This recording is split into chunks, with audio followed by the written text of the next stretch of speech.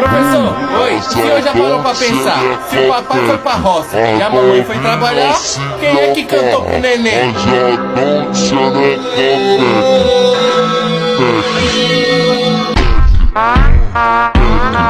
E por que o arco-íris não tem a cor preta? Isso pode ser considerado racismo?